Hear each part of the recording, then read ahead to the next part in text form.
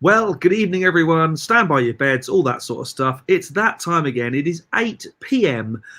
British summertime, although you wouldn't think so looking outside. And welcome to the Studio Rats live Q&A, number 68. My name is James Ivy. I'm Paul Drew. There you go. Did that work? I don't know if it did work. It didn't do it for me, to be honest. And am I on this microphone? I don't even know if this... Yeah, okay. You are on that mic, yeah. Good. Everyone all right? Yeah, we have so far 6 people in the house, though no one's talking to us. What's up, guys? Come on, say hello. Unbelievable.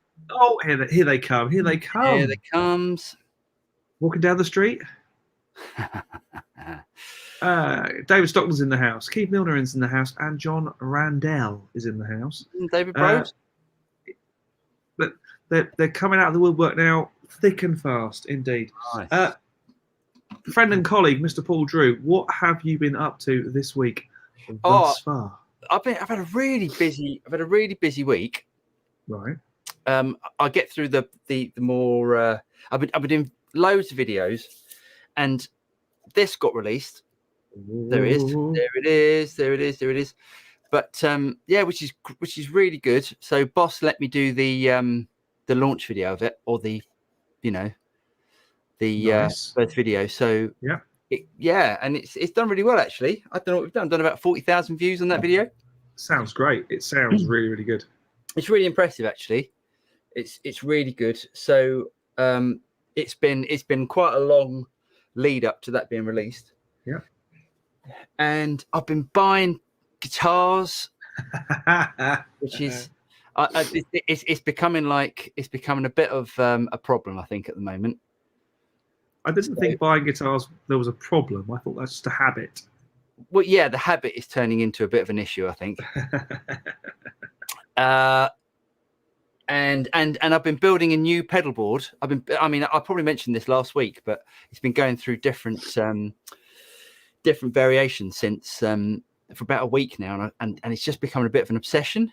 And it's not even that complicated. It's not complicated, but it's just been. And I'll explain it. We'll have a look at that. We'll have a look at that in a minute. But what have you been up to? Do you know what? Hold on a second. Keith Milner says, "Who are you calling thick?" What did you say? I haven't called anyone thick. I think you said they're coming in thick and fast. Right. Okay. So if that's the case, I'm very sorry, Keith. I didn't mean to be offensive. I think he's joking. I think he is too. But I'm just in that place. I'm a bit bunged up, a bit nasal for some reason. What have I been up to? I have been doing videos for the good folks at Studio Spares today. What product? My console, the ASP 8024 Audient console. Nice. I have been doing some videos for Antelope Audio on some of their plugins. I had a gig on Saturday night, a proper full-out audience summer ball gig. Nice. It was great fun. Proper full-out thrash. It was lovely. Came home with blisters and all sorts and calluses and proper gig.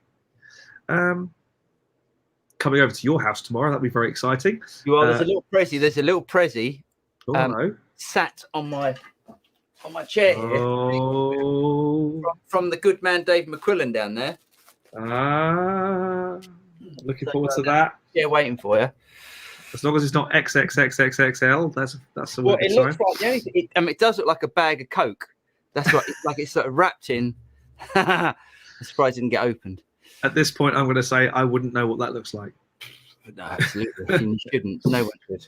So we should also say hello to the Geester, Safey's in the house, Stephen James, David Munoz, Christopher Short, Hanover Green's in, Jay Bognap even. Jay Bognap. There's some new names. There's some new names. It's great.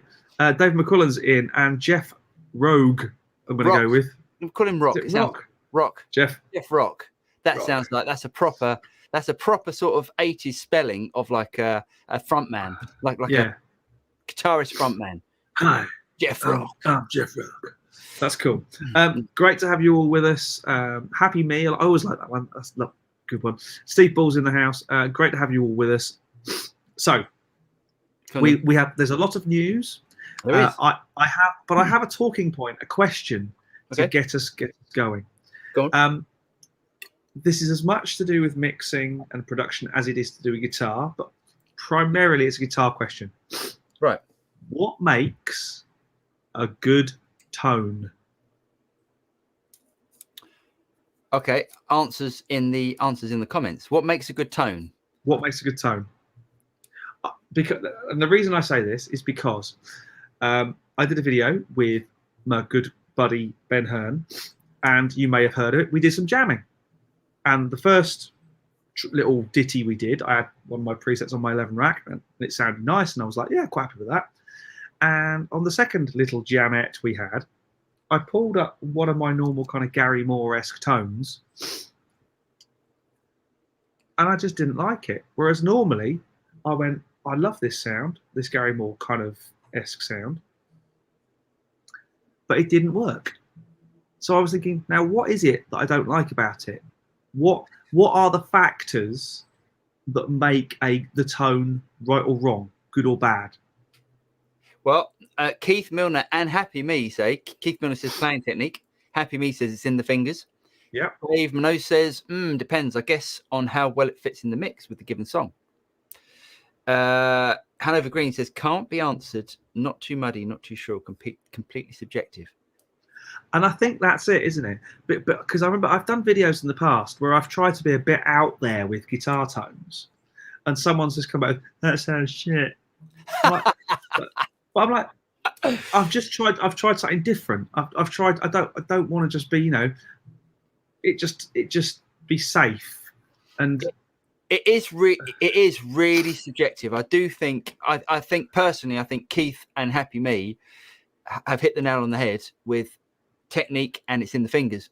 Although I think sometimes what happens, like it's like ear fatigue. So, for instance, you probably started off at the start of the day going, I like this tone. Yeah. And then at the end of the day, because you've been doing other things and there's been a lot of bass, your ears have got used to, the bass player and the bass player that's going on. So your subjective, what's the word? Senses? Yeah. Cognition? Yeah. Yes, are a little bit skewed by what happened. The classic thing is it's ear fatigue. Classic. I mean, if you liked it at the beginning of the day and you didn't at the end, I would say it's ear fatigue. But I do think the guys are right. They were playing technique is in the fingers. Mm-hmm. And also, we'll come back. We'll come back. There's a couple of questions actually. I need to go back. But okay. Actually, can I just answer one question and then we can get onto this, because it seems that people are answering this, and I just want to. Okay.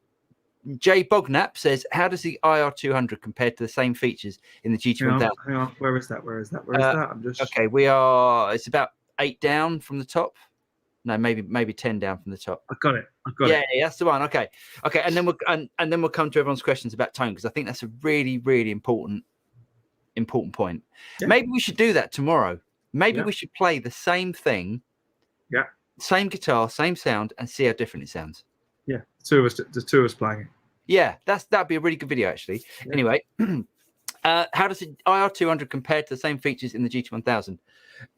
Look, the GT1000 is fantastic. I heard from the guys at Boss today that there is some processing inside this that is different to the GT1000. Right. So it is not the same. I haven't compared the two, to be honest. I've got my GT1000 up there, and I will do a video on it actually, because I think it would be interesting. But yeah, I mean, if you've got a GT1000, do you need one of these? Probably not, but it is different. It is different, and it does sound fantastic. And it's just a really easy way of getting a good tone. It's just, some of the things that I didn't show is how you can load 2 completely different IRs on the left and right, that sort of stuff. And I know you can do that on the GT1000. It's a bit more faffy, but it's really good, really quick, and really easy to use. Is it overkill if you have a GT1000 and you use that in the front end, or is it just not going to work like that? I don't know. I think it's a really good question. Oh no! You can definitely run it like that. You could definitely run it like that. Like, say you want to use the GT1000 as for your effects. Yeah. Yeah, you could definitely do that.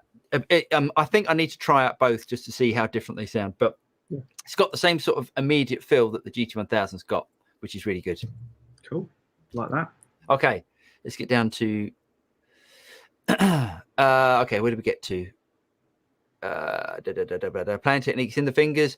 Okay, David, it depends on how well it fits in the mix with a given song. I think that's very true, because sometimes, I mean, do you know, like, do you remember the song by Edwin Collins? Never known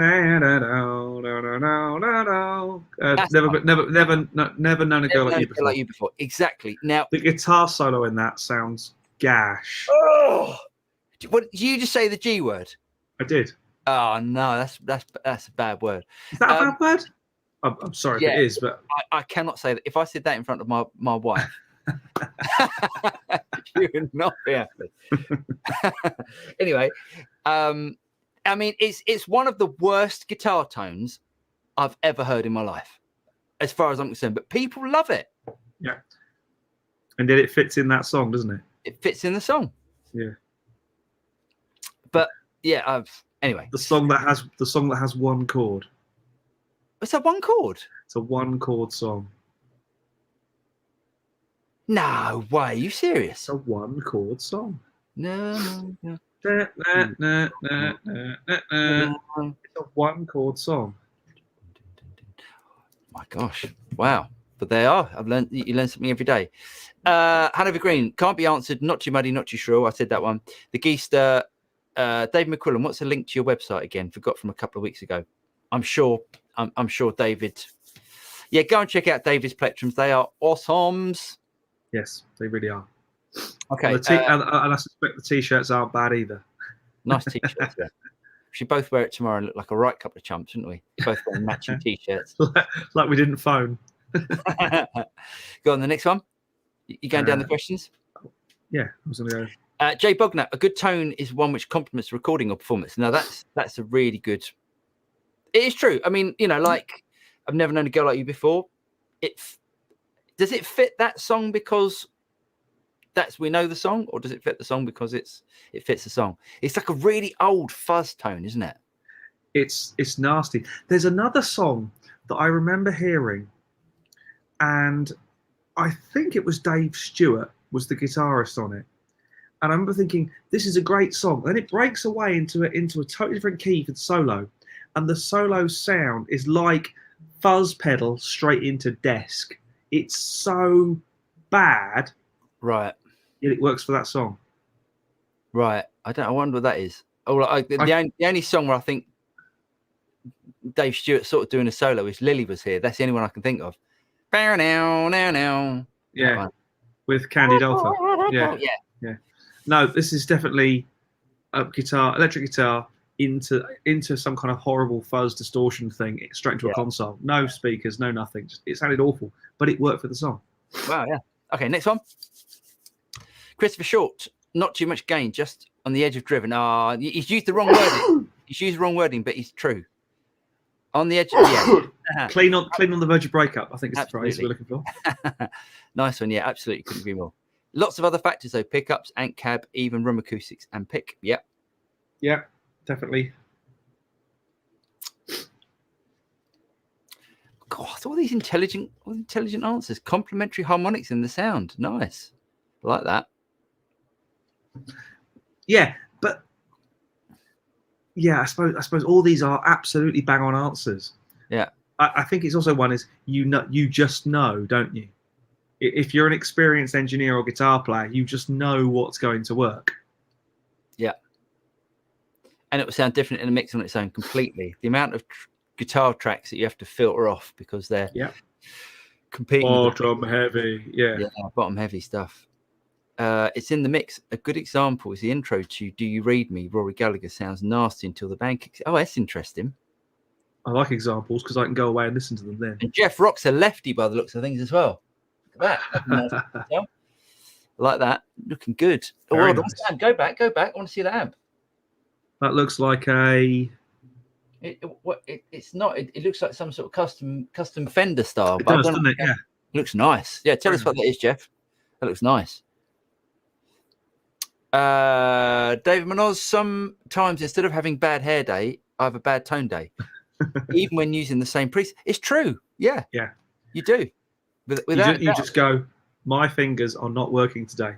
No, well, it's not even that. I just think sometimes, if you're tired, you come into the studio, and mood can affect a lot of things. Like if you're not feeling, if a song requires some aggressive playing, and you're not in the mood for that, or if the song requires some melancholy type playing, and you're not in the mood for that, I think that can definitely affect things. I've certainly done stuff where clients have said to me, yeah, it's great, but you're just not drunk enough. Yeah. You don't sound, you're ahead of the beat and you're on the beat. You're not behind the beat. You just don't sound quite lazy enough. Yeah. Yeah. Soren Bogdan says, how much gain is enough? Metal players tend to have it almost 3 o'clock. I guess 11 o'clock works. What do you think? That's interesting. I guess it depends on the amp, but And the style, very much. I don't think Paul's ever had his gain at 11 o'clock. Do you know what? The amp one, the Blue Guitar Amp one, which I absolutely love. What's the gain on the Dirty channel? It's on 3.5 on the Dirty channel. 3.5, and that's like it goes up to 10. It's not like a clock thing. It's on 3.5.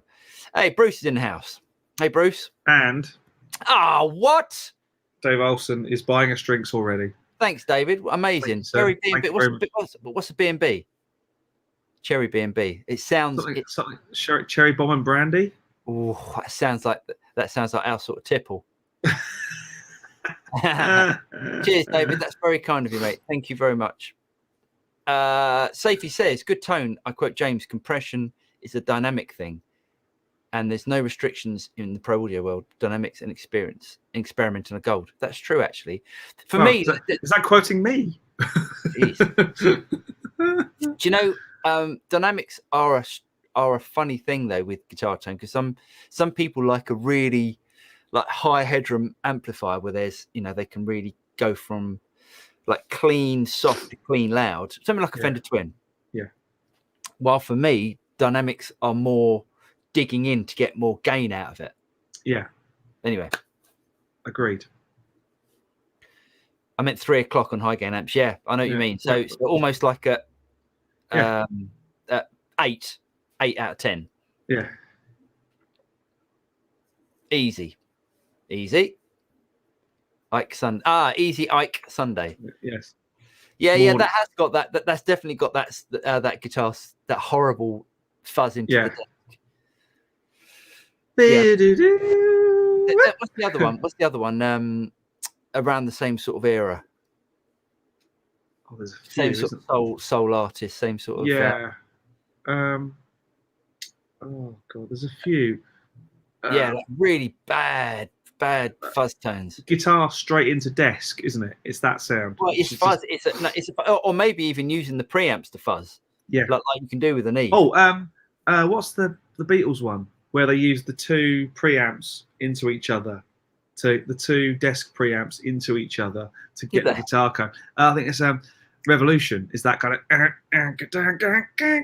it's awful, but it's brilliant. Right. It's funny. I'm such a. I really need to. What's the word? I need to experiment more, because I tend to go for really sort of precisely sort of sounds, as opposed to like dirty fuzz tones and that sort of stuff. I need to experiment more. I need to find the right fuzz. That solo sounded like a bat fuzz into something solid state. Yes. A bat fuzz. Wow. Oh, Keith bought some picks. Nice. Yeah, they're excellent picks. Okay. Lee Abraham, easy like Sunday morning, same sound, pedaling to the desk. Yuck. Yeah. I couldn't get inspired by playing that. That would make sense, actually, Bruce. That would make a lot of sense. Yeah. I got it. Ow. Yeah, but it sounds so much better when you play that. If you do that in a band, It sounds great when it's like a proper rock tone. Because if you use a sort of kind of distorted Marshall sound, that does not cut through that song, does it? It's got to be something really nasty and fuzzy and brittle and. Yeah, it's weird. I wonder if just like Fuzzies had just come out and it was almost like, oh, this is a new thing. Yeah. Yeah, I don't like the sound of that. Thank you, Eric. Cheers, Eric. Hold on, go back. He said, "Bless you." I sneezed. I know, and I want to know if it is the real Kiss Eric Carr. That would be amazing, wouldn't it? That'd be so cool, wouldn't it? David says, Paul couldn't decide on Marshall Studio Vintage versus Classic, so order one of each. Good man. Yeah, and the Classic is there. That's my one. Yeah. James got the Classic. I think that's a good. Yeah, but without they are very different. They're very different, but both wicked. Sorry, can't type. Heavy coal every couple of days. Sorry. Oh, it's a Sir Hombre. Oh, nice. Can anyone say hombre without going hombre? Any Friends fans in? No, fair enough. Yeah, nice. That's a nice amp. Gibbs, can you run the amp one into 1x12 without blowing it up? Yes, without doubt. Without a doubt. Blue Guitar do a. Actually, we need to say this now. But Blue Guitar do a tiny little nano cab, which is literally. Right. I mean, I know you know, it's literally the size of a 12-inch speaker. It's tiny, with the 1x12 in it. And yes, without a doubt, even though it's 100 watts, don't think of it as in like a 100-watt Marshall. I mean, it's very loud. It's very loud, and it's really loud, but it's not like, you know, going into 100, you know, a Marshall going into a 1x12. Yeah, it's more controlled than that. Yes, we need to say so Thomas Blug is coming on next week to have a chat. What we're going to do is me and James are going to do all the usual guff we do for about an hour, and then I think he's coming on about 9 o'clock. That'll be very exciting. So we do need to advertise this. We need to. I tell you what we'll do tomorrow, if we can remember. We'll do a countdown to that date, advertising it. Yeah, we will. Know what's going on. We will. Guan, which will be great. So he'll be on with us next week, and we will big it up to the masses in it. Yes. Any questions you've got about the Amp One or speakers, or I mean, I've got questions as well. So yeah, it's very cool. Yeah. He's a really intelligent guy. The interweb says Edwyn Collins' song has 3 chords. No, I think that's probably right. I think the bass line, or the root note of the song, stays on that C minor. Yeah, it is. It is that. Never met a girl like you before. It's right. That's right. The internet for once is right, and James is wrong for once. Well, look at that. Well, it does happen. How dare I? I still think you can say the same bass note all the way through it. I'm pretty sure that's. I don't think it would sound any worse. Put it that way. Hi, John. How's it going? Do you know what? Dave Stockton makes a brilliant point with this one. Although the solo is musically brilliant, it's a beautifully played solo, but it sounds awful. Yes, absolutely. Isn't that like a DI? Yeah. It's one of the most melodic guitar solos I've heard. Right. It's beautiful, and yet it sounds so bad. John Partridge says, I've got a matchless...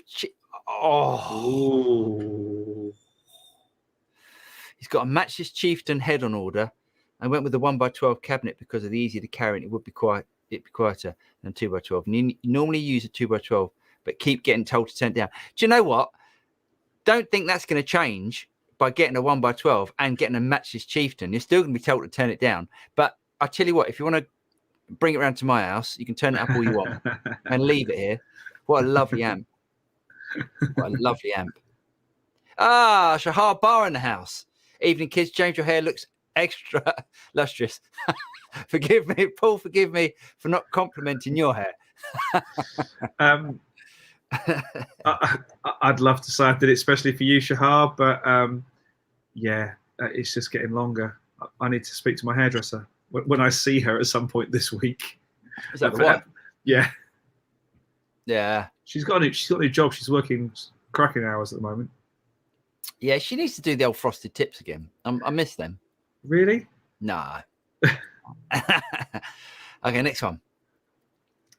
Bruce Brooks says got a 3:30 New York Times Zoom business meeting. Be back soon. Don't say anything witty or important till.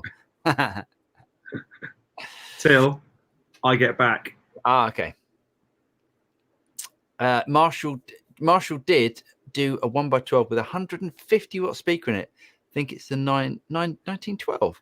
Yes, but it's a GT series speaker, one of the Celestion GT series, and they sound horrific, in my opinion. They're very harsh and just not very guitar friendly. I mean, you can definitely get I think you get 150 watt EV, like a Black Shadow, the ones I used to put in the boogies, but they weigh a ton. Or the Jensen ones they used to put in Fender Twins. But again, you could cut glass with them, but oh my god, they were heavy. Yeah. I mean, yeah, absolutely. I used to have a couple of those 1912s and run it in stereo. Yeah. And I didn't mind the sound. I thought they sounded quite good. Bear in mind, this is the guy who used to get all his Celestion speakers directly from Celestion, because obviously Celestion were based in Ipswich, where I'm from. Yeah, sure. There was one music shop in town that did all the factory seconds. So basically, if the box was slightly damaged, you could get a perfectly brand new vintage 30 out of a damaged box, and it was like 25 quid. Nice. Everyone in town had really good cabs. Hey, I bet they did, for exactly that reason. I think Celestion, the Redbacks are really high powered. I think the Redbacks are like their equivalent of those high powered like EV type. Yeah. But they've got so much headroom. It's almost like, again, like a really brittle speaker. I like something that just gives a little bit as well. Lee Abraham, anyone excited for the new Blackstar valve pedals coming next month? Could be interesting. I haven't even heard about them. That sounds really exciting. I mean, hold on a second. How can you run? I mean, I know your pedal, your Maxon one. Yeah. But I don't think it run. How can you run a valve on a 9-volt? You can't. You can't. Because you can't get the valve discharge between the plates. You have to run it from a pedal from a. It's basically you get more of a. You get less clarity. You get more like a sort of fuzzy sort of tone out. Yeah. So how it'd be interesting. You have to run it on a.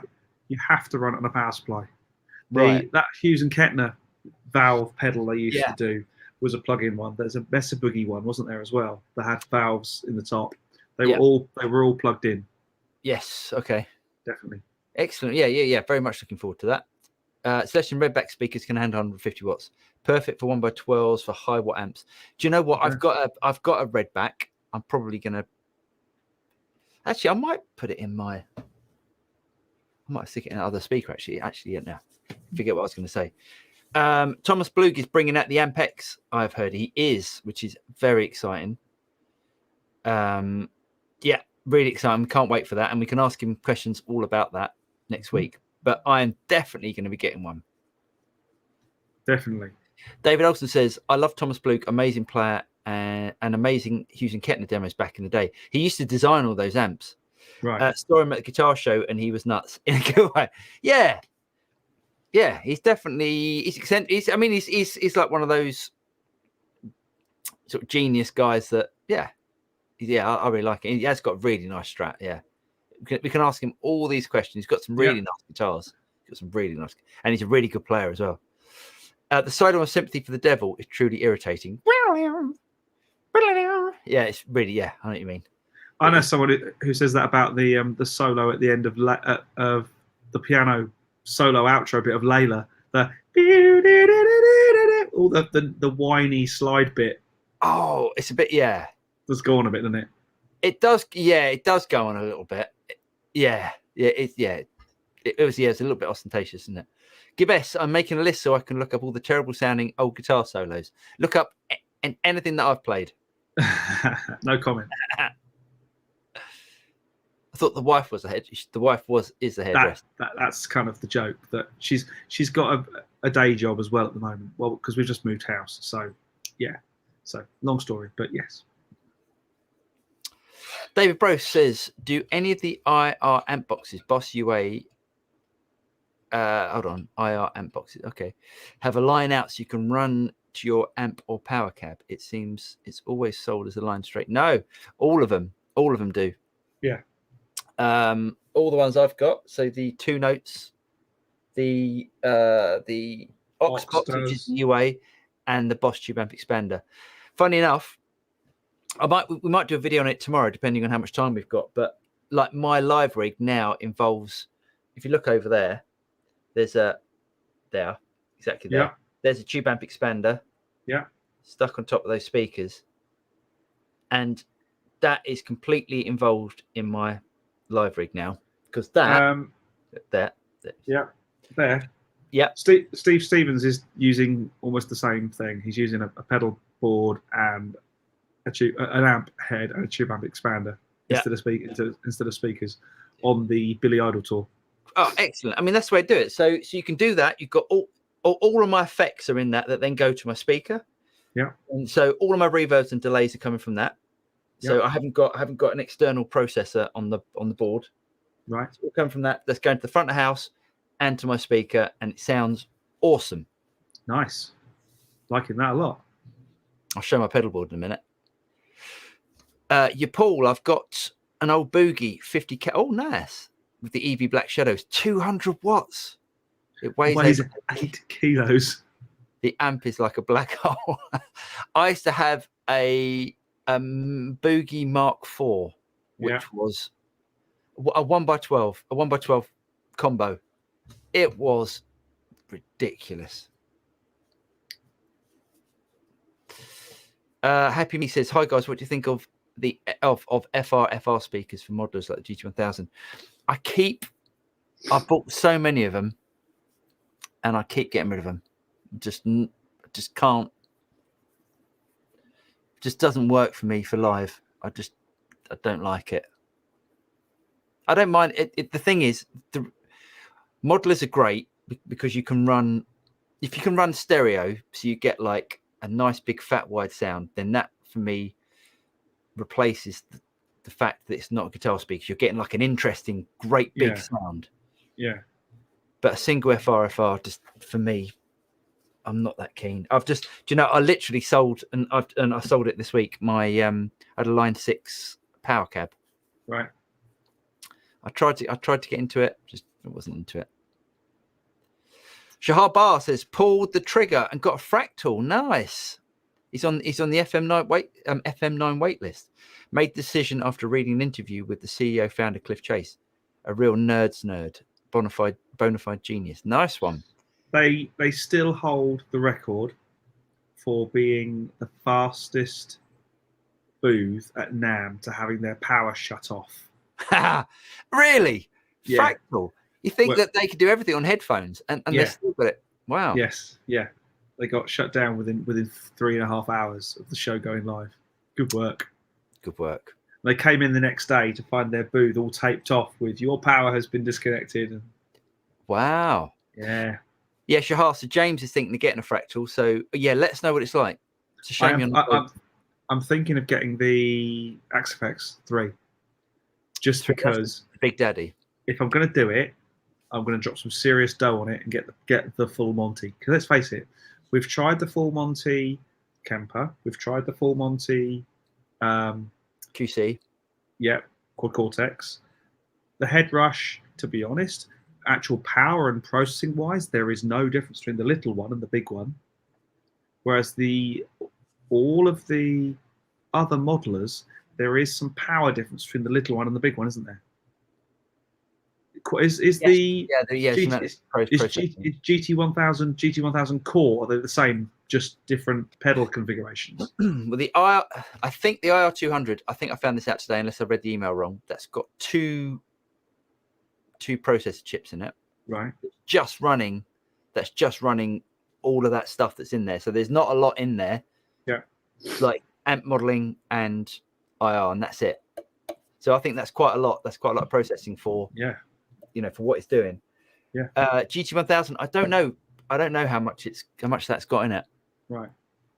It's pretty powerful, to be honest. Sounds great. How much do the Ampex cost the same as Amp 1? No, I don't think it's going to cost the same as Amp 1. It's got to be more. I mean, I don't think the price has been released yet, but I guess, don't quote me, it's got to be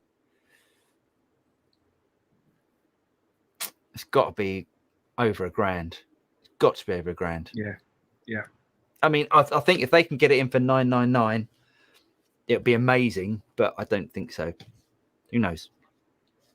We can ask him. We can ask him next week. That would be a good question. It would. Even though it's hardly used, I think it was a big miss not to be able to use 2 amps at once inside the IR200. Oh, that's interesting. I never thought of it like that. Yeah, because you can do that with GT1000. You can do it with Headrush as well. Sure. That is an interesting thought. I never thought of that as a it never occurred to me that would be needed. Interesting. Or can you? No, I don't think so. No, there's no way of splitting the amps up. I think it would cost a good bit more than the Amp 1. Yeah, I think it will. But we can ask him. We can ask him next week. From what I can make out, it's the Mercury and Iridium models plus some other great stuff put together, which is, see, for me, the Amp 1, I've got the Iridium edition. Yeah. I love the clean sound, and I love the classic amp. Mm-hmm.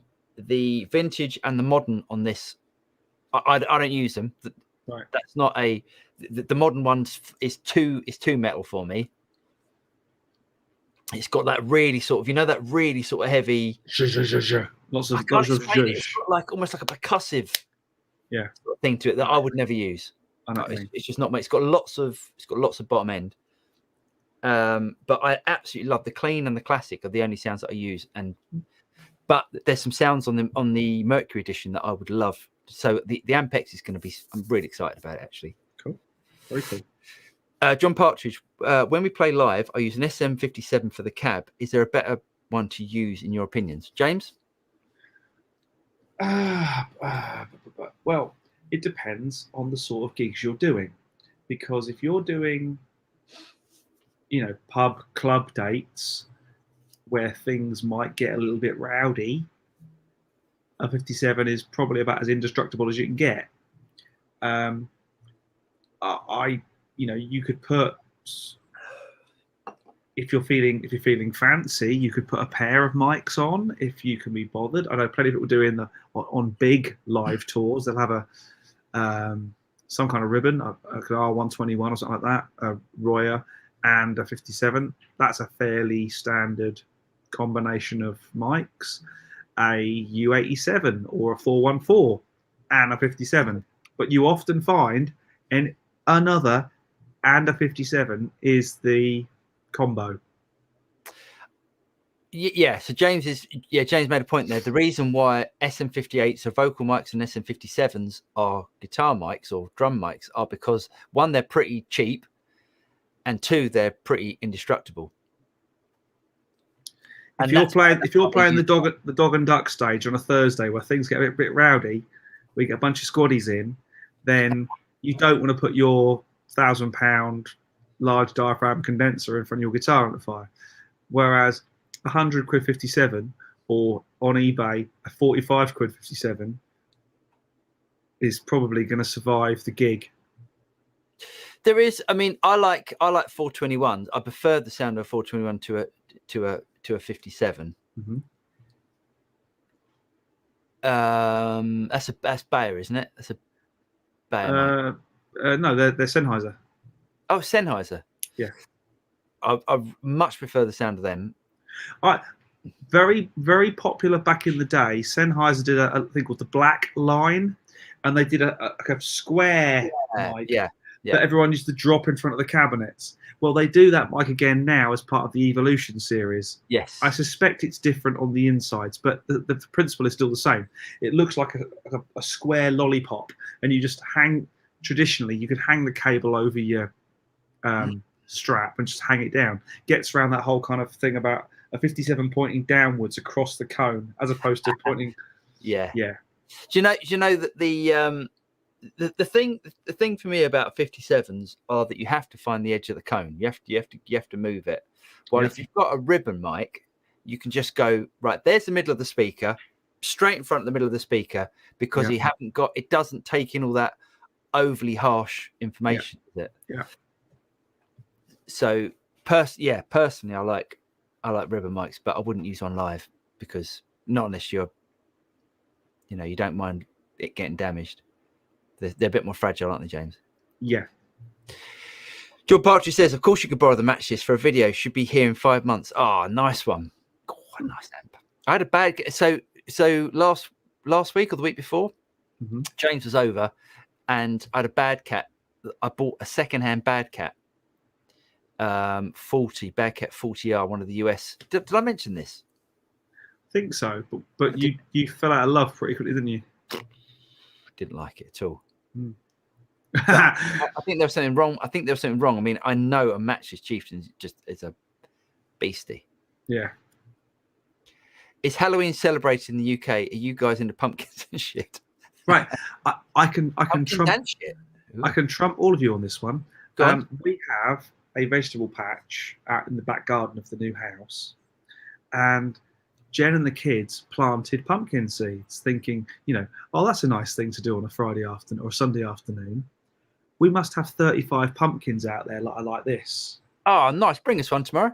Well, they're not ripe yet, but I will do next time we see you. I mean, we've got bloody hundreds of the things. Nice one. So it's not a big deal over here, is it? But we do it. It isn't like over in the States, mate.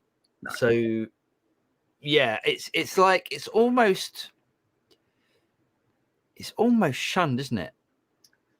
I think it's one of those things because, the Brits are very weird about knocking on someone else's door. There is definitely a thing about, it's like, oh, run away. The whole kind of trick or treat thing is weird over here. Well, do you want to know why? Because when we do trick or treat, we do it properly. Yeah. So it's like, like things get covered in spray paint and or eggs. Yeah, it's got a silly bit of, string. Yeah, it's got a bit of a bad reputation. So, what you're supposed to do, I think you're supposed to hang something on your door if you don't mind people coming around. Yeah. So normally we put a pumpkin in the window. The pumpkin in the window means yes, we're up for it. Yeah. But we're going to have pumpkins all over the driveway. There'll be bloody pumpkins everywhere at this rate. I can see me carving pumpkins like a monster for about 2 days before. Can I just say? Can I say it? And actually, going back to this, this is completely not relevant to our to the guitar stuff, whatever. But I think it's got a bad name because of travelers. I'm trying to use politically correct words here. Because some of the travelers have probably made trick or treating. I'm just looking forward to you digging your way out of this one, mate, because I've done it plenty of times. You carry on. No, I just remember where I used to live. It was just, oh my God. Anyway. So we were saying, if you're doing the Dog and Duck on a Thursday night, well, John, I've played some Park Dean parks, and some of them are worse than the Dog and Duck. We played a Park Dean on the Isle of Sheppey, and I've done it as well. I genuinely thought I was in Methamphetamines Anonymous. Oh dear. It's a strange old place. We had one woman trying to give us her children. Oh, I've got a story. I'll tell you a story tomorrow because it might not be okay. Might be appropriate. I'll tell you a story. Michael MC says, sorry if this was covered. Is the Sir PT a new purchase or on loan? People seem to love them. It was a sort of purchase. Yeah. Sort of purchase. Swappy purchase. Anyway. Yes, absolutely love it. Actually, what a brilliant guitar. Lee Abraham, I bought an SM58 as my gigging vocal mic in 1995 on sale for 40 quid. Still going strong thousands of gigs later. Best bit of gear you can buy. Without doubt. The other funny thing is, of course, everyone assumes that a 58. It was only the other day, or like a couple of years ago, I found out what SM means. Oh, I know this. It's stage mic. No, it's Shure microphone. Shure microphone 58 and Shure microphone 57. Is it? That's all it means. Oh, okay. Everyone assumes that 58 and 57 have stayed the same since they were created back in 1957 and 1958. Not the case. 57s go through and 58s go through an iteration every couple of years. They are so different internally to what they were several years ago. But hey. Oh, interesting. Shahar Bar says recommendations or excellent guitar mic, cab mic, and Neumann TLM 193. Nice. Not one I know, but not one of Neumann's more expensive you'd have to stick a pad on that. Yes. Nice. Definitely. Nice. David Bro says, but you can dunk a 57 in a pint, you'll probably be all right. More than likely. No juice going through it. Just it's effectively a speaker, isn't it? Because it's a dynamic mic. David Minogue says, yes, the Sennheiser E609 and 906. They're great.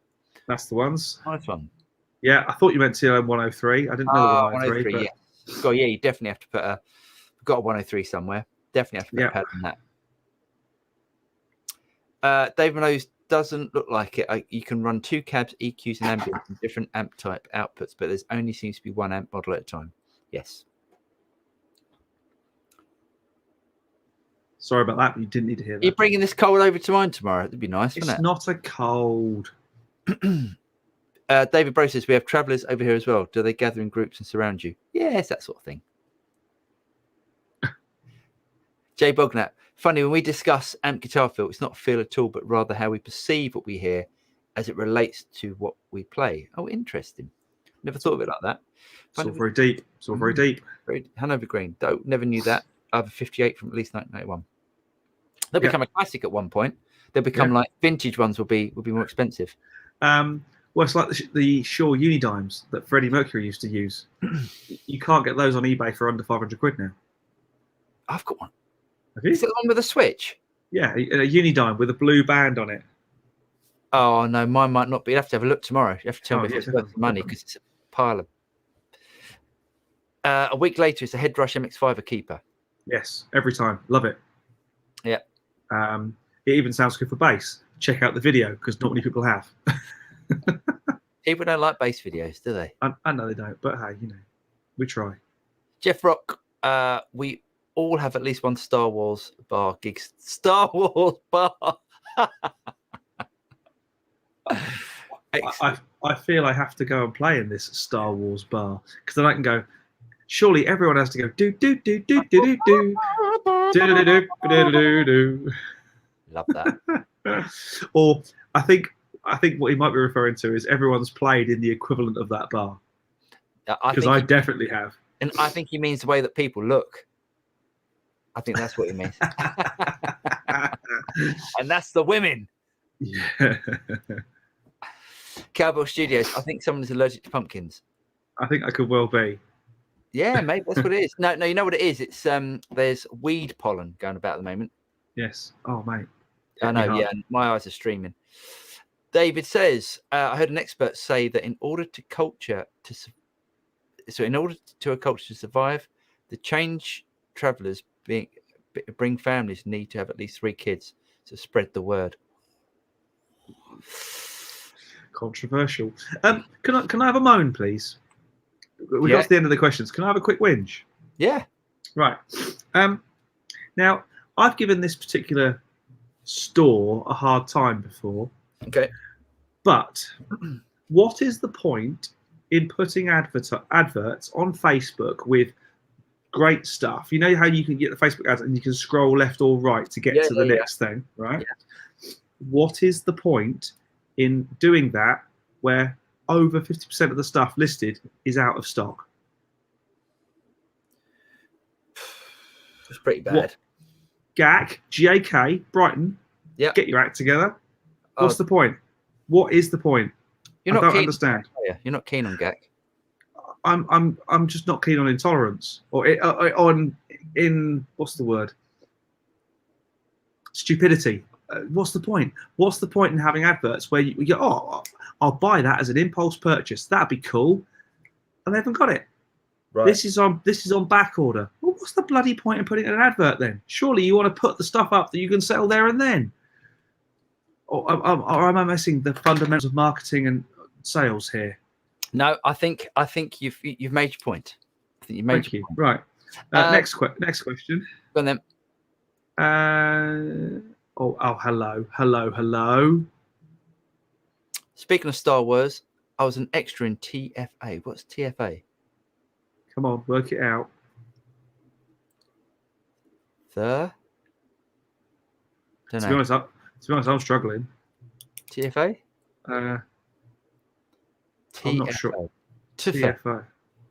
The Final Alliance, the something Alliance, the first. I don't know. Hold on, let me make something. Hang on. It'll be down there. I'm sure he's putting it down there. He's typing it as we speak. The Force Awakens. Of course it is. Nice one. Why didn't I know that? Why didn't I think of that? Awesome. Very cool. What were you, Keith? I want to know. I need to know what you were, where you were, and what you did, because that's just cool. Keith says, Paul, the trolls are certainly showing up on your videos. I hope you're not internalize those criticisms. Keep doing what you do. To be honest, I haven't noticed. I mean, there's always a couple of weird comments. That's part of the internet. To be honest, I think I get away with it way more than a lot of people do. And I mean, sometimes it bothers you, and then sometimes you just go, oh, what a bunch of idiots. I think it goes with the job. I think the more subscribers you get, the more popular your video gets, the more stupid comments you get. There is an old phrase, isn't there? You can please some of the people all of the time, etc., etc. Yeah, but I think that there are definitely some strange people out there that get their kicks out of saying things because they're like, the sort of person that wouldn't say it to your face. Yeah. They're just, they feel all big because they're in their bedroom game. I like the person who puts the thumbs down on a 4-minute video 30 seconds after it went live. Therefore, they can't have watched the whole thing. You know who you are. Neil Conway says, I have a THR30 and a Vox VT40X. Nice. I was planning to put LCT440 and an SM7B in between. I'm intending to play with the phaser and chorus on each. Nice one. Very nice. The Lewitt mics, the LCT440 is a great mic. SM7B is, a lot of people use it on jazz, for jazz guitar, for some bizarre reason. Because the SM7B, don't listen to James because I know he's not a fan. The SM7B is a brilliant guitar mic. No, it is a good mic. It's a great mic for that. Keith Milner said it's filmed in Newbury. I think I can go even further than that. I think it was filmed at the old Greenham Common Air Base because it was the hangars that were used for missiles that they used for the rebel base. God, I'm such a nerd. Kemper is the best profiler. Do you know what? Do you know what? I'm starting to agree. I mean, I've had 2 Kempers. I'm not a fan, but it might be. Sorry, question. I have a T. Okay, in between. Sorry. Neil's asking the question about the mics. Tending to play with a phase and chorus on each. Is facing them together a mess or brilliance? Oh, what your speakers facing the amps? Some people do that. It was a Rory Gallagher trick, wasn't it? Two Fender twins facing each other with a figure of 8 mic in the middle. I think no, give it a go. Just give it a go, see what happens, because give it a go. Like experimenting is definitely the best way of doing it. You'll find something that you like. Yeah, I think Keith Milner has just summed up you and me in one word. Ineptitude. What about what's that's about GAC and their advertising. Yes, absolutely. Lee Abraham says went to GAC. By the way, if for you American and Australian guys and wherever else in the world you are, GAC is Guitar Amp and Keyboards, which is a music shop in Brighton on the south coast in England, about sort of 40 miles from where I live. I went to GAC with a full wallet, and the guitar I wanted to try was at the warehouse. That was it. I left. I've been in there and tried to try stuff. I just find it utterly frustrating. Yes. But that's what's happening now, as opposed to it being like a mum and pop. I mean, GAC's a fairly decent sized shop, fairly decent, but they are becoming, guitar shops are having to become box shifters because they have a warehouse. Anderton's is the same. They've got a warehouse, massive warehouse, complete different location. And if you want something, they have to make a phone call, and that thing then has to be brought over to the shop. But that's called service. Yeah, absolutely. Yeah, I mean, if I go into Anderton's and I want to try out a bunch of guitars, I want to try out a bunch of guitars. I don't want them to say we haven't got that one in, but it's over at our warehouse. Yeah. Shahabar says, James, in reference to the store ad, we use the word fuckery. Yes. Morons is pretty close. Everyone knows. I think that marketing is automated. Older Boss SD1 Anniversary Edition. Nice. I've just taken that. It's on my other board now, actually. Edition, but it took too long, so I got the JHS instead. Oh, nice. Which one? Probably better choice, actually. Well, who knows? Oh, no, I don't know. I mean, it's all good stuff. Jeff Rock, welcome to the Lefties world, James. Everything is always out of stock. That's so true. Except the dust Squire Strat in the corner. That must be tough. I'm a lefty? Yes, but you play righty. I know. You did it the right way. You did it well. Bruce Brooks, I'm back. I can be smart and witty again. Thank the Lordy. Tim Parker, if you're not getting trolls, you are failing at marketing yourself.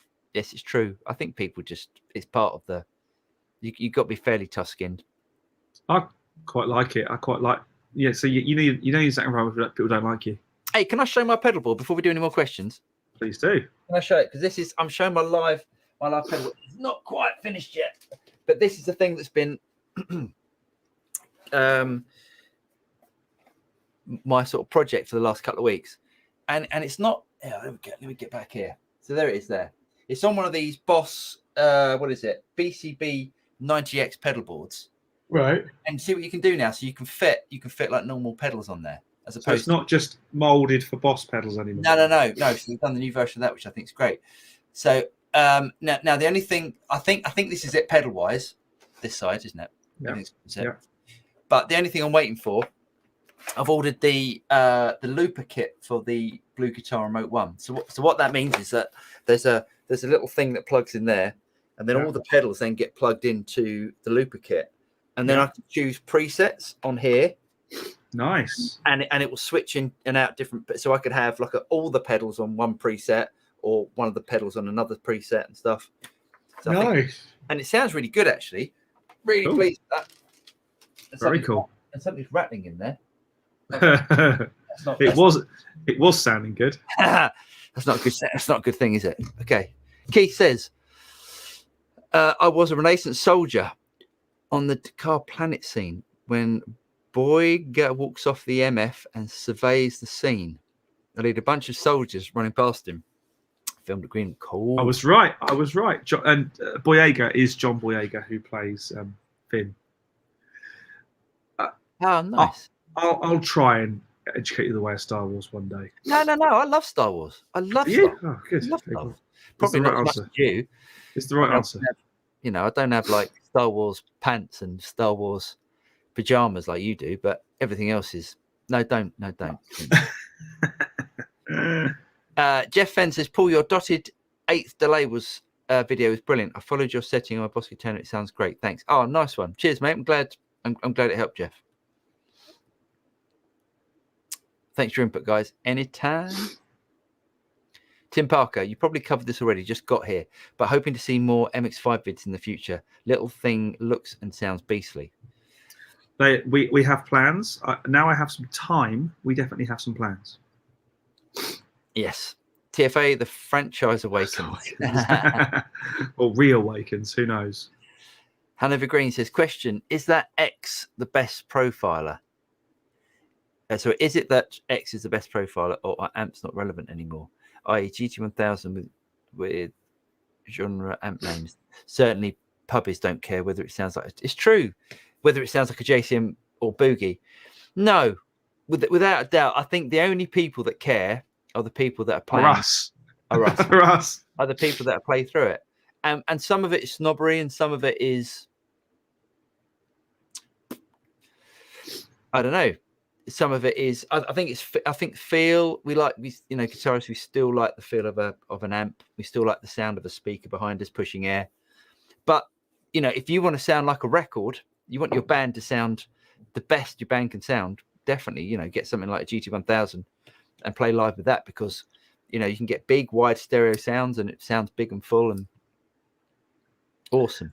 The last time I played a pub gig, which was a while, we could tell we brought the gear in for us and the 4 guys who we knew full well were in a band at the bar, because you can spot them, can't you? Yeah, you can spot the other band members. Yeah, just have that. Yeah, I'm cool. I'm in a band too. Yeah, I'm not gigging tonight. Yeah, I'm cool.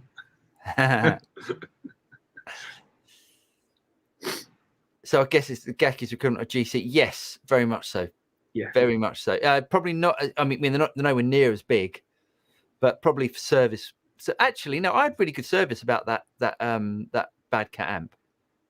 Oh no! Apart from the packaging, do you remember it turned up in like the flimsiest cardboard box? This is like a $2,000 amp, brand new. It was a $2,000 amp. I didn't pay that for it, but no, I sent it straight back. It was shocking, wasn't it? It was pretty bad. I mean, I think I would have turned it away on delivery but obviously these days that doesn't happen, because they play knock and run. They knock on the door, put the box down, and run away. Yeah, but it rattled, didn't it? Like you were around when it was delivered. The amp, the whole chassis had come out of the casing, going so badly done. Anyway, okay, Michael P. Oh no, I'm late. Howdy, y'all. Live from Sebastian, Florida. Hi, Michael. How you doing?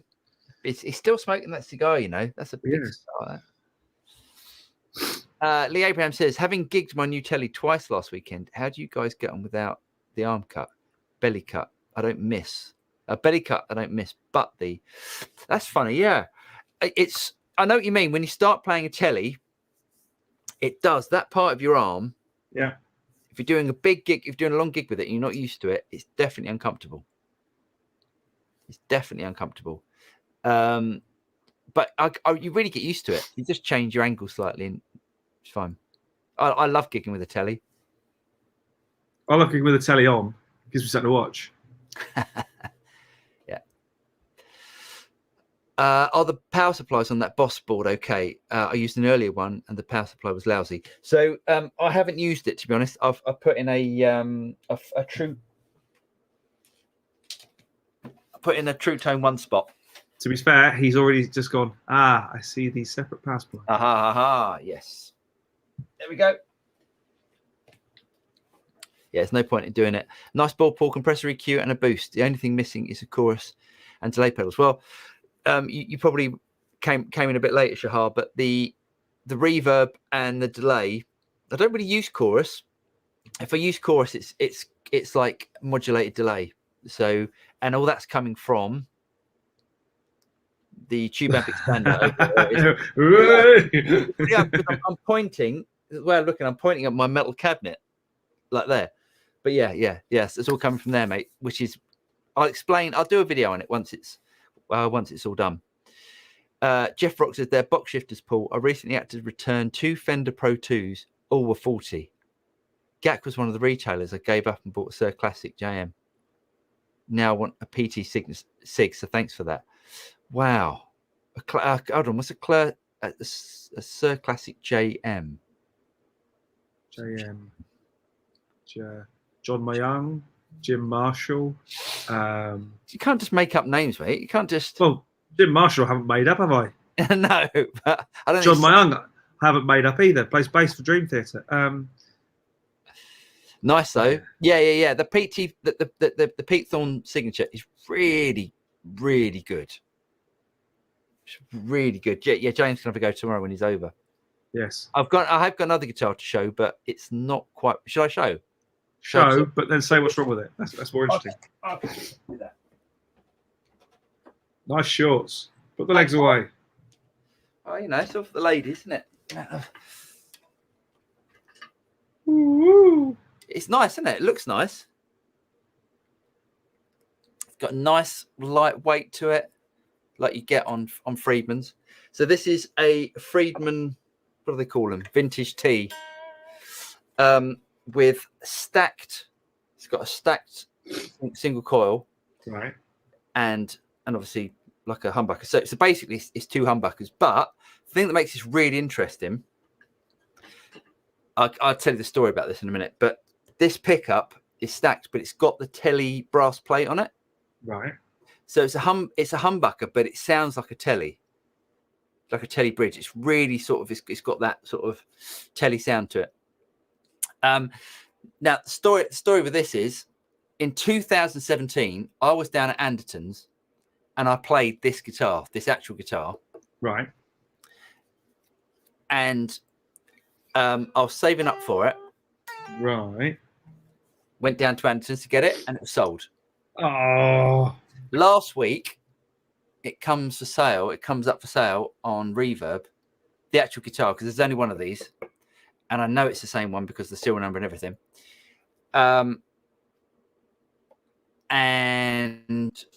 Yes, so even though I couldn't afford it, I had to buy it because it was the guitar that I absolutely loved. But it's got a problem. It's that pickup is completely microphonic.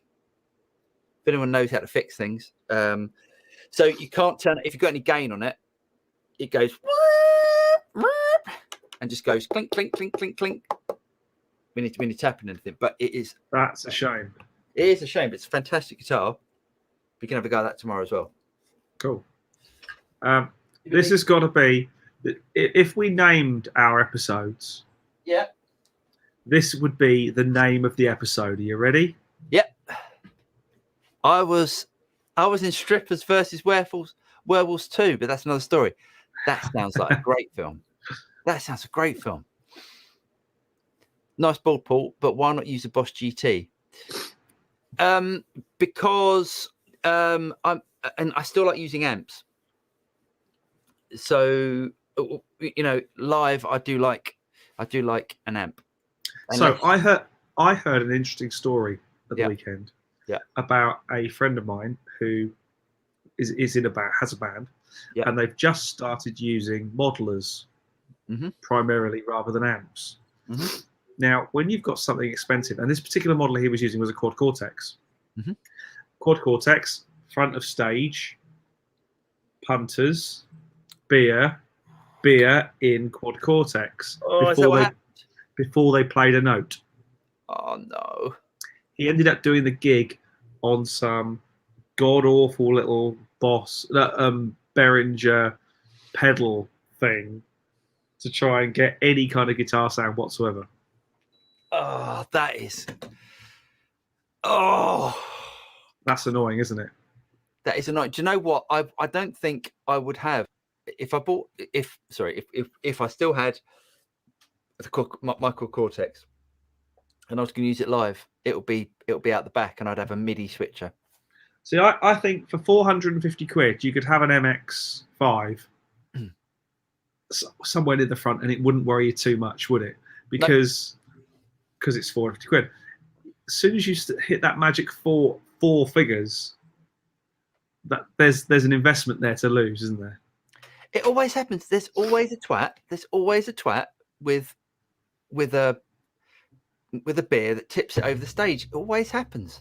And why did the speakers become beer stands? Worse than that, I was doing a gig once, and a guy decided to open his bottle on the speakers. I went absolutely ape at him.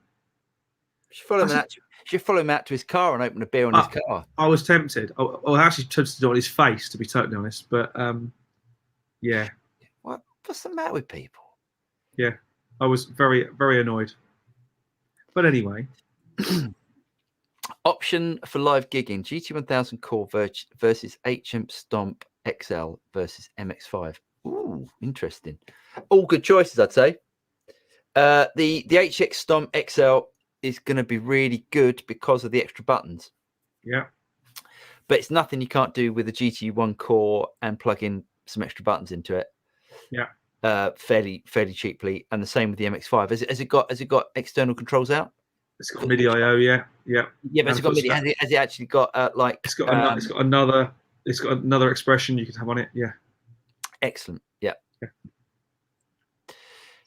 I bought my nephew. Yeah, that's a good thing for the MX5 actually, because it's got the expression pedal on it. Yeah. So that's the bonus for that. Yeah. David Brose, I bought my nephew a complete pedal board of Behringer pedals. Nice one. It sounds amazing. Just don't look at it. Yeah. Yeah, they should sound great. Yeah. Jeff Rock, good to see a tube screamer on the board, Paul. I've just got an Audio Storm quad screamer. Ooh, I haven't heard of that. Great pedal. Still keeping my old Max on 808 though. Yeah, I'm quite funny about tube screamers. I've really tried to like them, and I've got loads of tube screamer type pedals, but for some reason the Amp 1 with the tube screamer just sounds amazing. So yeah, it's on the board for that. Cowboy Studio said, if you don't like my sound, I play bad. If I love my sound, I play better. Oh, sorry. If I don't like my sound, I play bad. If I love my sound, I play better and more more inspired. So that justifies crazy gear purchases for me completely. If you're going to play better, we only live once. Let's just enjoy it. Yeah, enjoy it. And if that involves a Behringer pedal, that's brilliant. If that involves a Matchless Chieftain,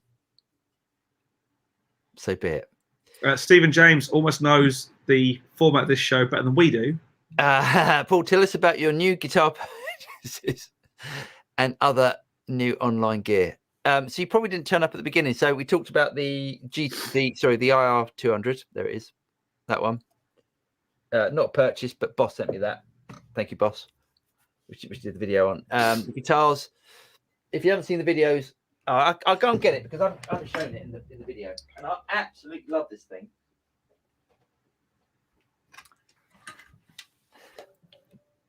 The Sir Pete Thorne, which is, I love. Don't think that's such a great color choice.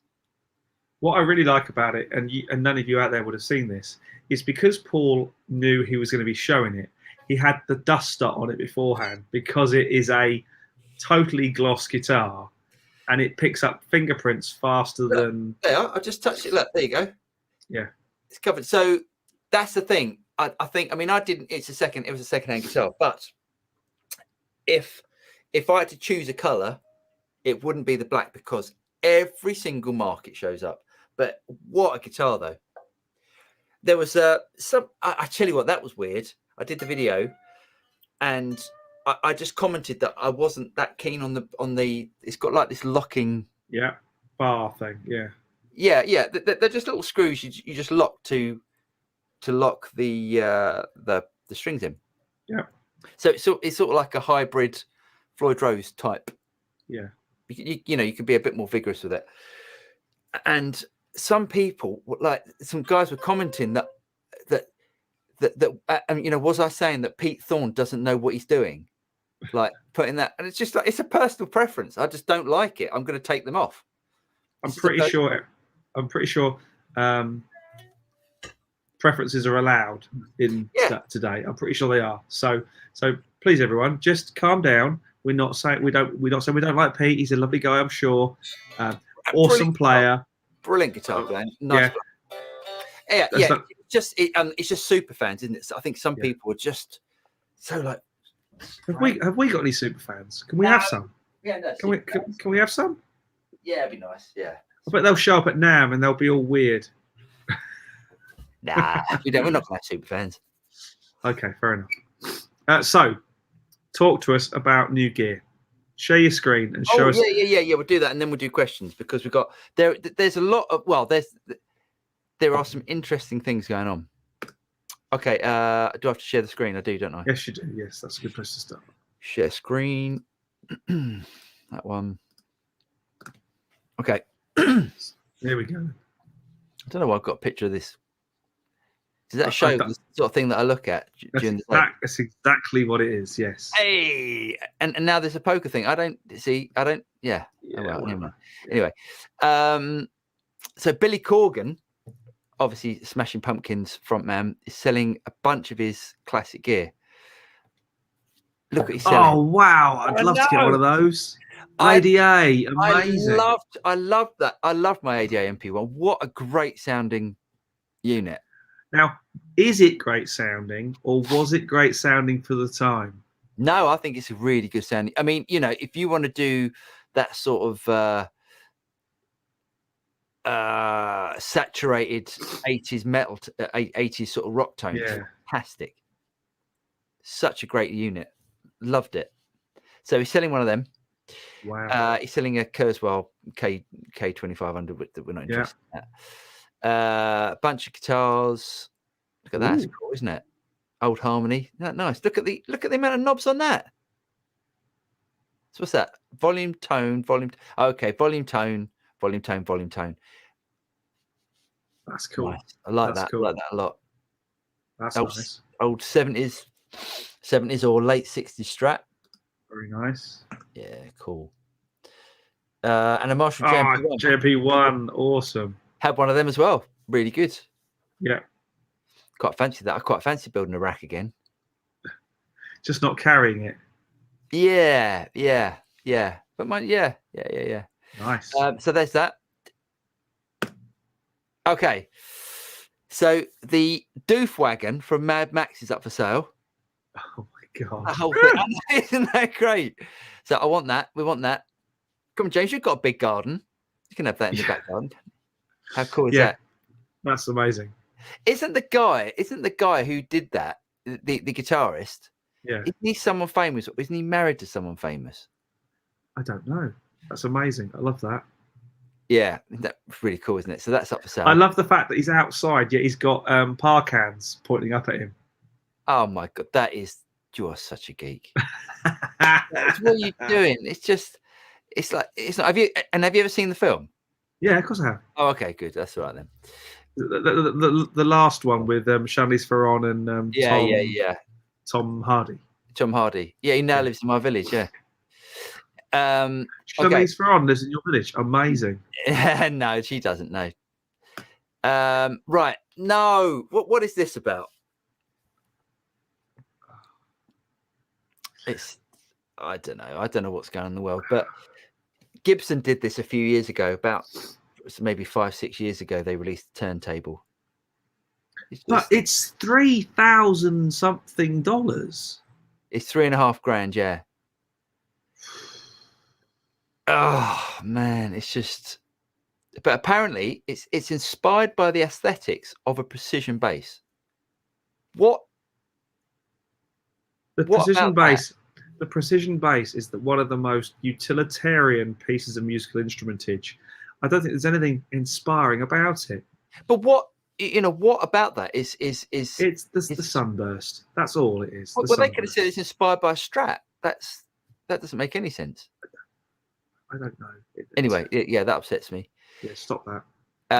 Obviously, the release of the IR200 and SY200s.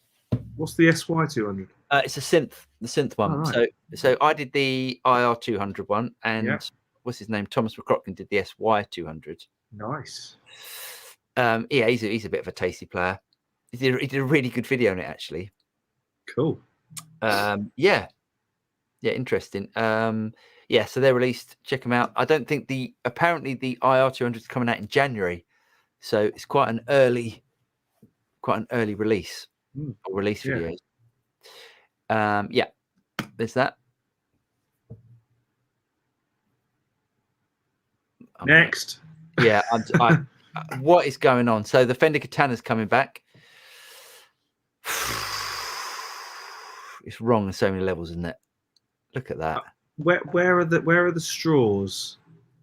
Where are the straws? What the pink, the colour? No, because we must be clutching at them to be getting back to this sort of dross. Have you seen? I'm a little bit confused about the strap button on the neck. Yeah. It goes underneath.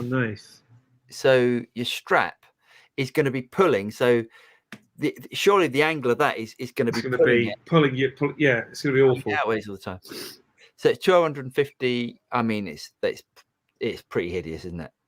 That's just horrendous. Yeah, it's pretty. Yeah, shocking. That can go back with the yes. Yeah. I thought this is interesting. That's pretty nice, aren't they?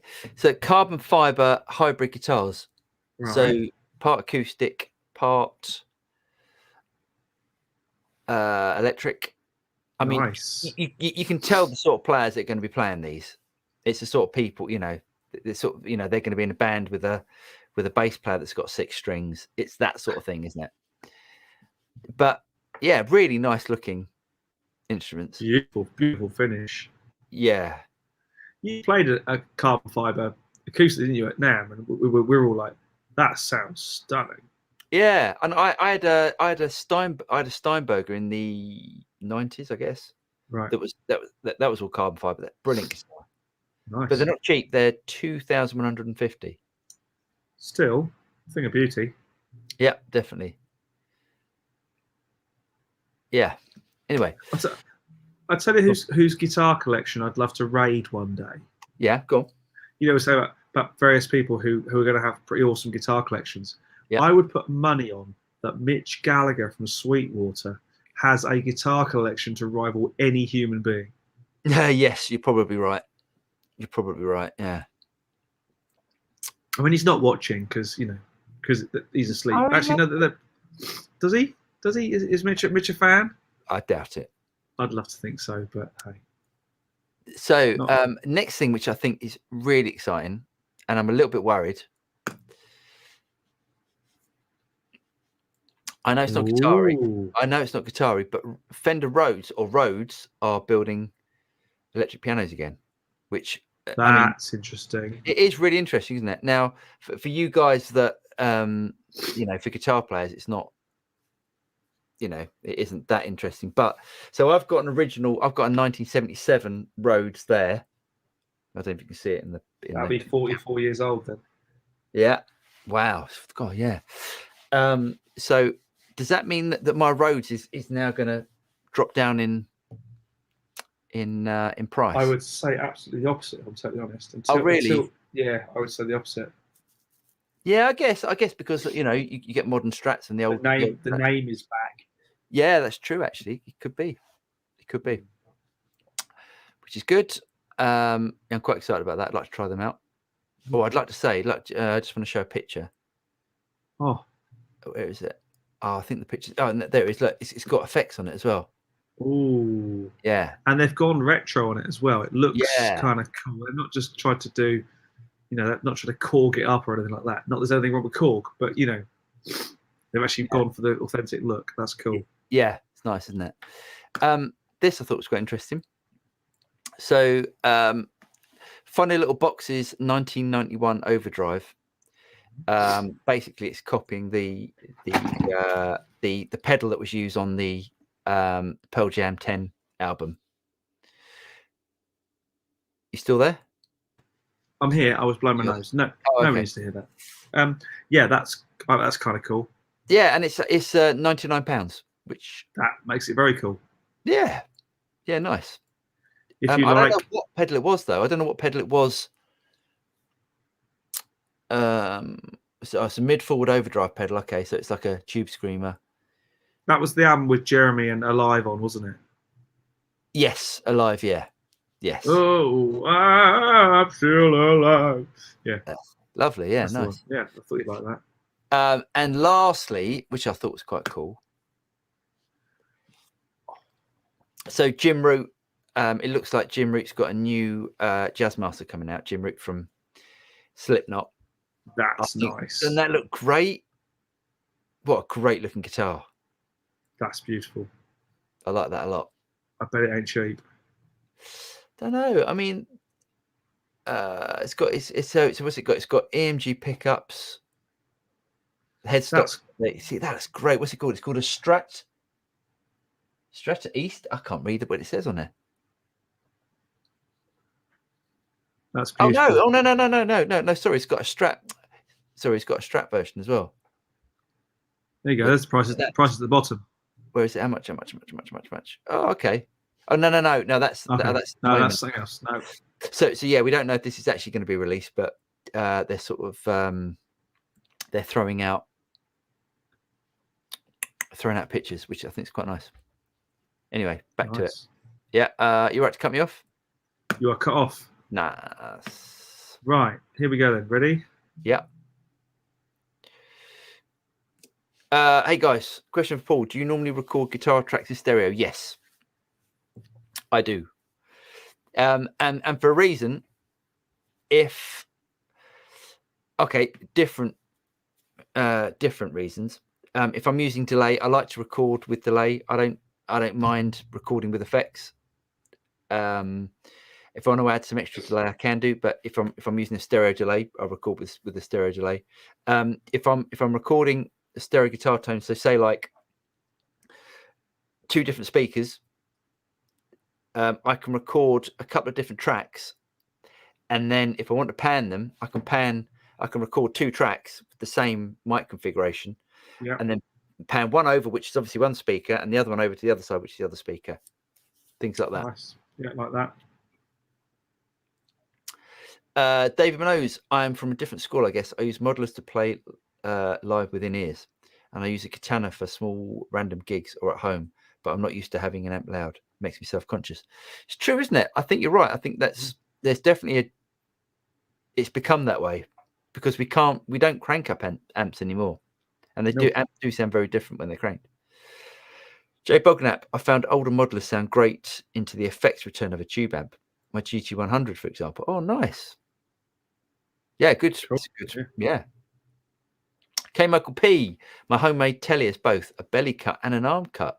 By the way, Paul, your playing on your last video was excellent. Oh, thanks, mate. Very kind. Nice. Neil Conway says, isn't JM the name Sir give to the body shape? Oh. I did not know that. I didn't know that either. I thought it was a classic S and a classic T, but I do not know. But who knows? Jeff Fenn, Paul, Neil, when you are gigging, I'm guessing he means James. It means I'm James, not Neil. Back. No, I quite like Neil. I'm going to call you Neil from now on. No, you're not. You can call me. I'd rather you call me Frosted Tips rather than Neil. Neil has other overtones. Anyway, moving on. Paul, Neil, when you're gigging, is it original songs or covers? And who are your all-time favorite guitarists? Good question. At the moment, I haven't done an originals gig for years. The Studio Rats Live is going to be a kind of combination of the two, isn't it? We'll do some original stuff and we'll do some covers.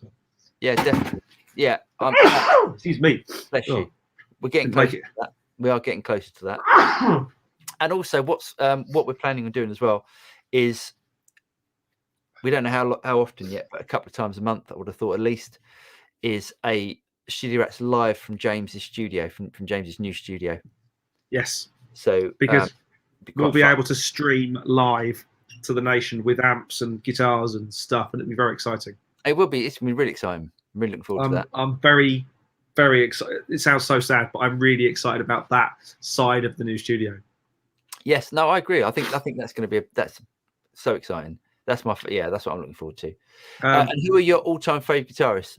James and me, we do share a lot of the same. Go on, James, you go first.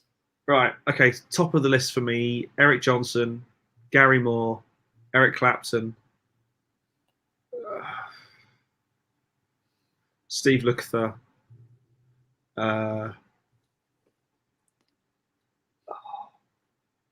David Gilmour. That's I'm going to throw in Joe Walsh just because I love the Eagles so much. As he was. Yeah. I've got to say, I'm trying to think of anyone else apart from who you've mentioned. You just mentioned all of my favorite guitar players. I'm really getting into Eric Johnson at the moment. Not even, but not even like his music. It's more like his technique. It's just bonkers. So good. I think if you add someone like Joe Bonamassa, you're only basically you're only adding Joe Bonamassa because of Eric Johnson. Absolutely, Joe Bonamassa is Eric Johnson and Eric Clapton. If you could grab those two guitar players, put them together. Yeah. I haven't got a problem with that, and I'm sure he hasn't either. So no, Joe Bonamassa, amazing guitar player. I'm trying to think of anyone else who, I think we've been through our Vi Satriani stage. John Petrucci's got to be up there for me because I love Dream Theater, and I always will, because the guy's a technical genius. But when it comes to soul, Jeff Beck's got to be in there somewhere for soul.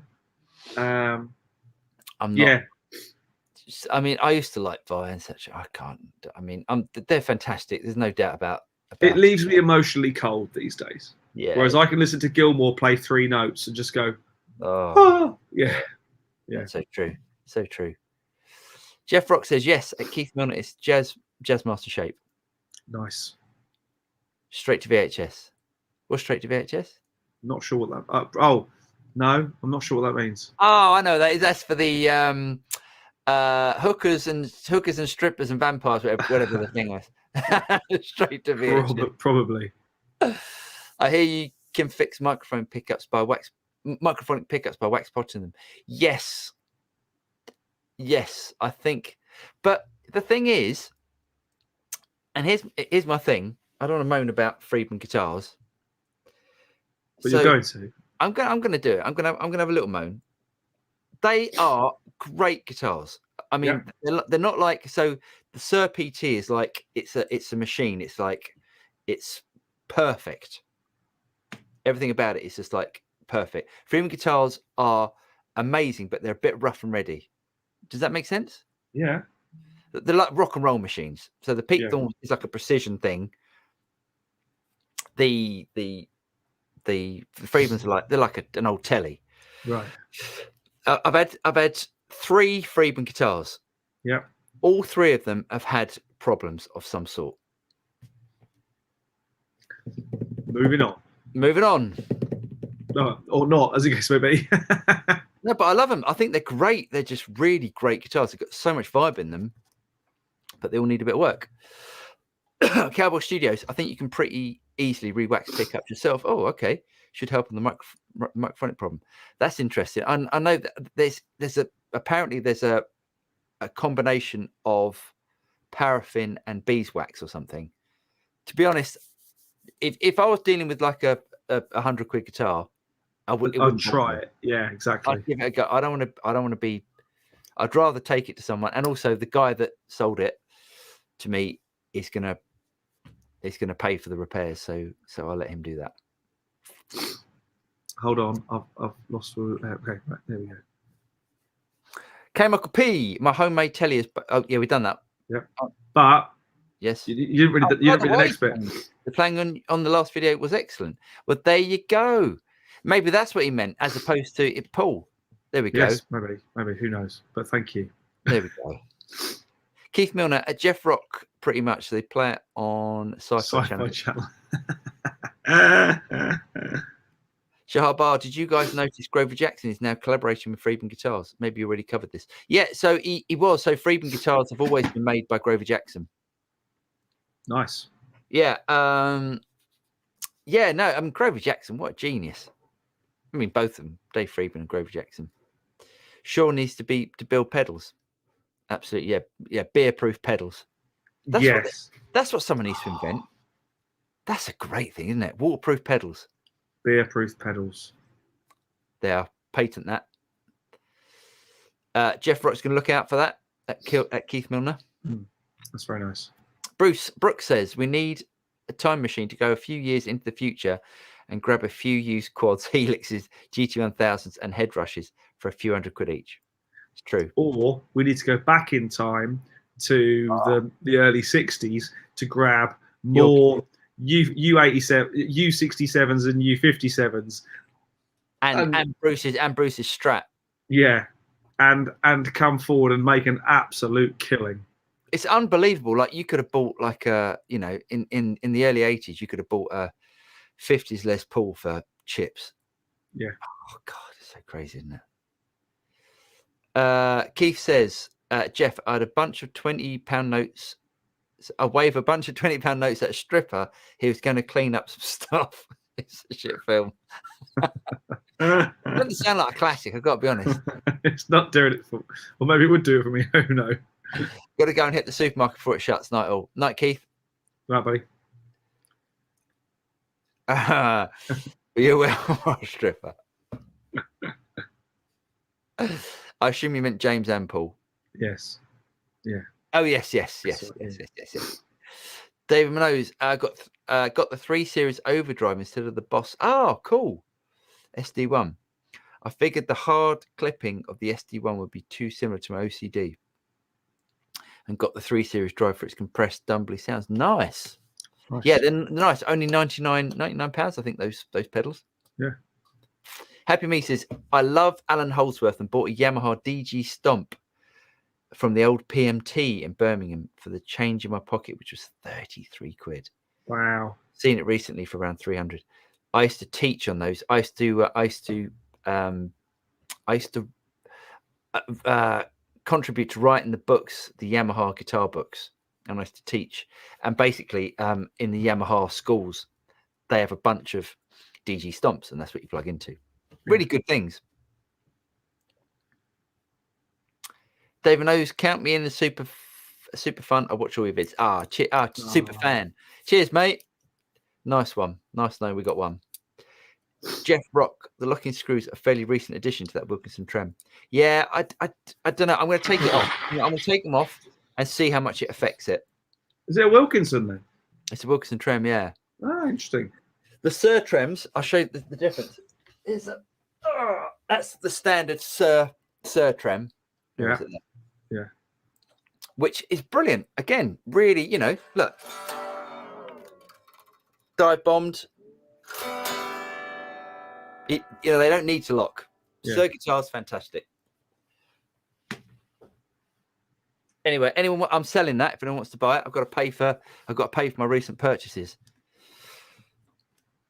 Yeah, mate, my bad. Oh, yeah. We were going to do that, James. We were going to do that. We were going to do like a things up for sale, weren't we? We were. I haven't got anything. Well, I have. So, if anyone's interested, my Sir Classic S is going up for sale. It's in perfect condition, not a mark on it. Yeah. I don't think there's anything else. What's next? John Wallace says, Brown's trying to make a buck. They all do. They all do. Dave Olsen, any idea why no Boss RV200? I would have thought, I don't know anything. I haven't been told anything, but I would have thought that wouldn't probably be too far away. Shahar Bar, that pink flying V looks looking monstrosity. Fender is the ugliest thing he's ever seen. It's so true. I mean, who would play that? What band would play that? It'd have to be some sort of K-pop band. It'd have to be, wouldn't it? You'd know. Yeah. Happy Me. I remember McLaughlin as a great guitar playing kid on TV. Yeah. Yeah, he was. Yeah. Yeah, really talented guy. Kelbo Studios. Oh, I need a Rhodes in my life. Yep. Everyone needs a Rhodes in their life. Everyone needs. Safety says, a big wow for Fender Rhodes. Yours will skyrocket and probably parts will become more available. Oh, that's a good point. Mine needs a service, to be honest. Does that mean my Bond 10p will be going up too? Might do. I wouldn't hold your breath, though. Yeah. And all it takes is for one person to use it, and then they become. It's the same with the 808. Not the Tube Screamer, by the way. The Roland 808. Yeah. I mean, you could have bought one for a £5 20 years ago, and then probably more than that actually. But Jeff Rock, no wonder Fender can't build me a working lefty guitar. They're too busy making record players, comedy bass guitars, and a retro piano. So I need to stop moaning about it and move on. Sorry, mate. It must be tough being a lefty guitar player. Hey, Neil, it's a fine name. Neil, I'm sorry. I've got Neil history. What can I say? I'm sorry. Safety says, happy me, happy you. I got one too, but about €100. Oh, what'd you get? Pedal, probably. Probably is a pedal. Safety, Yeah. let's know what you got. If in comments, it must be really hard because if we're talking about stuff, by the time that the things get down, and sometimes it's quite hard for us to work out what. Mainly because we have no memory whatsoever. We're stupid. Absolutely, yeah. Safety, let us know. Let us know what you got for 100. Frank Marino says K. Michael P. I don't. If he's a guitar player that was shared to the list, I don't know him. Oh, a list of your favorite guitarists makes you both wise beyond your years. One we missed though, or one I missed certainly. I'm not a massive jazz fan, although I did buy Bright Side Life. Bright Side Life, yeah. Bright Side Life. I did buy that album. Great album.